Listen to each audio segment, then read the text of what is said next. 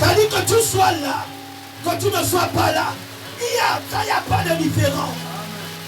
Que cela ne soit pas ton partage au nom de Jésus. Que cela ne soit pas ton partage dans le nom de Jésus.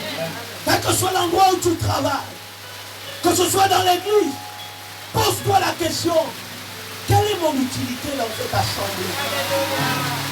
Je suis en train de gagner depuis des mois. Je suis en train de gagner depuis des années.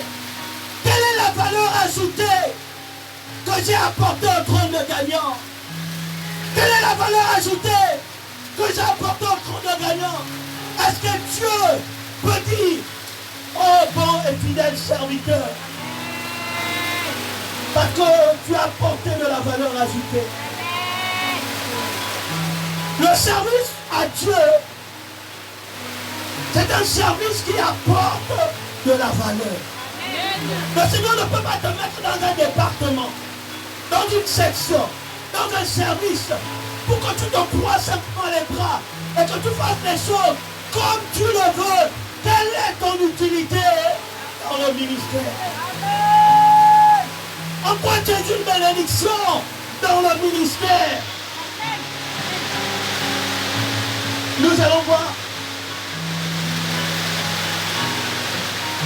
cela en deux points. Le premier point, c'est le service inutile. Il y a des services qui sont inutiles. Alléluia. Il y a des serviteurs qui sont inutiles. Le premier serviteur inutile, nous le voyons dans le livre de Matthieu, chapitre 25, le verset 14 au verset 21. La Bible déclare qu'il y avait un maître qui avait des serviteurs. Et ce maître qui devait voyager, il va appeler ses serviteurs. Les appelant, il va donner à chacun d'entre eux. Alors le royaume des cieux sera semblable. Avant Matthieu chapitre 25, à partir du verset 14. Il en sera comme d'un homme qui partant pour un voyage appela ses serviteurs et leur remit ses biens. Il donna 5 talents à l'un, 2 talents à l'autre, et un troisième, chacun selon ses capacités, et il partit. Aussitôt, celui qui avait reçu les 5 talents, s'en allant, les fit valoir. Et il gagna 5 autres talents. De même, celui qui avait reçu les 2 talents en gagnant 2 autres. Celui qui n'avait reçu qu'un talent alla faire un creux dans la terre et cacha l'argent de son maître. Verset 30.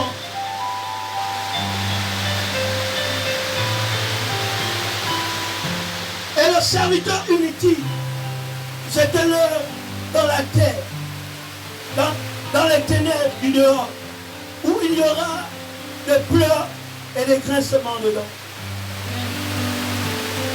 Le texte va jusqu'au verset 32. Mais à cause du temps, nous n'allons pas tout le lire. Alléluia. Chacun d'entre nous possède un talent. Alléluia. Mais quelle est la valeur que tu donnes au talent que tu as? Certainement, je n'ai pas la voix comme toi. Peut-être que je n'ai pas l'art oratoire comme toi. Mais il y a un talent. Il y a quelque chose que tu fais. Que Dieu a mis en dedans de toi. Et là, tu te crois et dis, ah Seigneur, si tu ne me visites pas, tu ne vas pas connaître la bénédiction. Elle ne viendra pas si tu ne te lèves pas. Alléluia. Elle ne viendra pas si tu ne te lèves pas. La Bible déclare qu'après d'avoir remis les talents, l'argent, les talents à tous ses serviteurs, celui qui avait reçu aussitôt se leva. Alléluia. Il ne retarda pas, il se leva et alla faire valoir son talent. Mais il y en a un, il se plaignait. Il dit, Seigneur, tu ne m'as pas donné beaucoup d'argent. C'est parce que tu ne m'as pas donné beaucoup d'argent que je n'arrive pas à être prospère. C'est parce que tu ne m'as pas donné beaucoup d'argent que je n'arrive pas à me m'épanouir. C'est parce que tu ne m'as pas donné beaucoup d'argent que je n'arrive pas à réaliser les choses. Alors la Bible déclare qu'il allait cacher cela. C'est notre comportement. Alléluia. Parce que, comme dit souvent le pasteur, nous avons des grosses visions. Nous avons des gros rêves. Et ces grosses visions, ces gros rêves nous empêchent de commencer petit. Nous empêchent de regarder à ce qui est là à côté. Qui peut être un moyen de bénédiction pour nous. Nous disons, Seigneur, bénis-moi beaucoup. Bénis-moi davantage. Alors je serai prospère. La Bible dit que ce genre de personnes sont les serviteurs inutiles. Alléluia. Hier nous étions là avec les frères.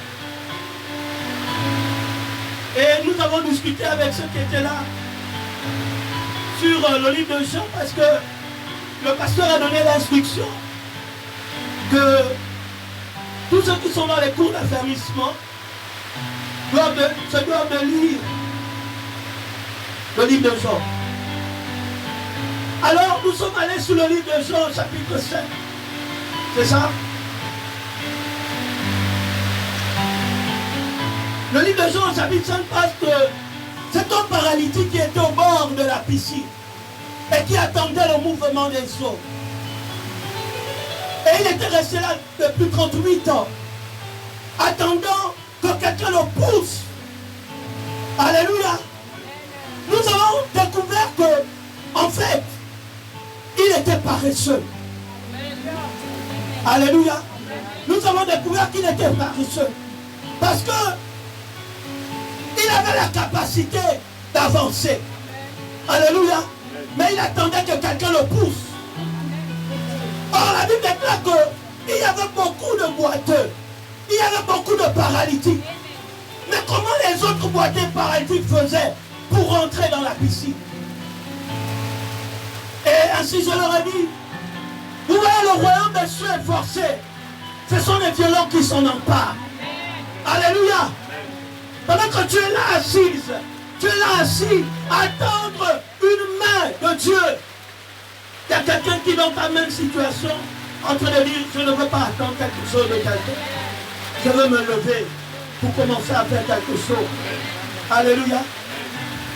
Donc il est resté là longtemps, 38 ans, attendant la main de Dieu. Elle est arrivée mais en retard. Imaginez-vous la première année. Celui qui est rentré dans le mouvement des eaux, il était guéri. Alors il a eu la deuxième année pour retrouver sa famille, pour trouver un travail, pour être stable. Pendant que lui, il était là, attendre que, en plus du fait qu'il avance, que quelqu'un vient le pousser. C'est ça le serviteur inutile. C'est ça le service inutile. Parce qu'il ne produit pas. Parce qu'il attend tout le Dieu. Il est dans des gros rêves. Elle est dans les grandes visions. Dis à quelqu'un que Dieu peut utiliser le peu que tu as. Dis ça à quelqu'un. Alléluia. Dieu peut utiliser le peu que tu as. Dieu peut utiliser le peu de moyens que tu as. Mais le problème avec nous, c'est que nous avons cette grosse vision. Nous sommes en train d'attendre que ça se multiplie. Plus nous attendons, plus le temps est en train de passer. Et lui, il a attendu comme ça pendant des jours. Il a attendu pendant des semaines, des années, 38 ans. Se sont écoulés. La vieillesse est arrivée. C'est dans la fatigue de l'attente que Dieu a eu pitié de lui. Jésus-Christ, il lui dit, bon, vas-y, que les agriculteurs au nom de Jésus. Ça, ce sont des serviteurs qui fatiguent même le Seigneur. Alléluia. Ce sont des serviteurs qui fatiguent même le Seigneur.